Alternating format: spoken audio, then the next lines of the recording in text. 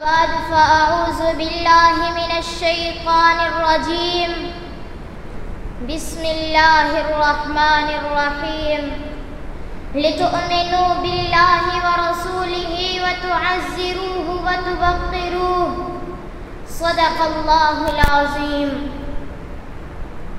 يا صاحب الجمال ويا سيد البشر، يا صاحب الجمال ويا سيد البشر، من وجهك المنير لقد نور القمر.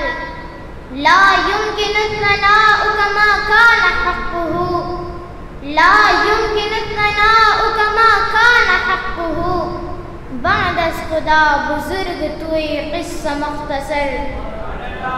أيها المستمعون الكرام، رئيس الحفلة الميمونة وأساتذتي الكرام وإخواني الأفاضل، قبل كل شيء أحييكم بتحية الإسلام الخالدة. السلام عليكم ورحمة الله وبركاته. حول الموضوع سيرة نبينا عليه الصلاة والتسليمات.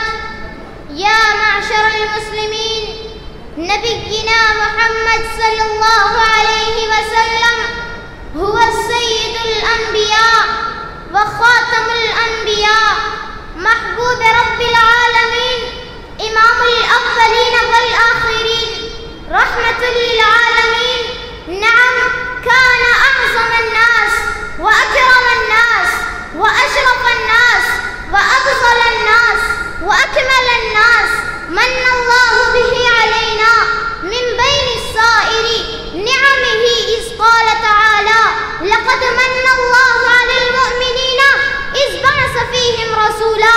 حيث السماء في التوراة تاب صلى الله عليه وسلم، وفي الإنجيل فاروق صلى الله عليه وسلم، وفي الزبور عاقب عليه الصلاة والتسليمات، وفي الأسماء الأولى أحمد، وفي الثانية مجتبى، وفي الثالثة مرتزى، وفي الرابعة مزكي، وفي الخامسة مجيب، وفي السادسة مزهر، وفي السابعة مقرب، وعلى العرش حبيب الله، وعلى الكرسي رسول الله، وفي اللوح المحفوظ صفي الله صلى الله عليه وسلم.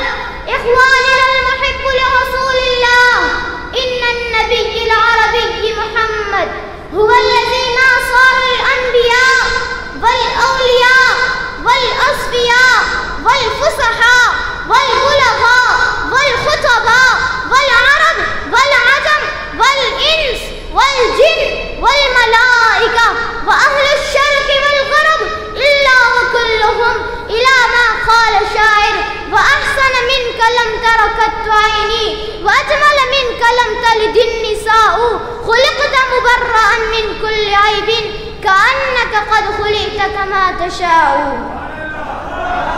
نرجع إلى كتاب الله لنعلم كيف وصف رسوله الكريم.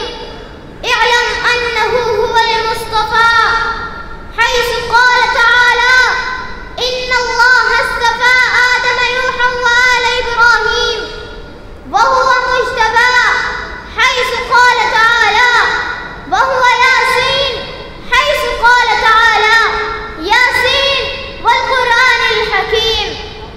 آخر دعوانا أن الحمد لله رب العالمين، والسلام عليكم ورحمة الله وبركاته.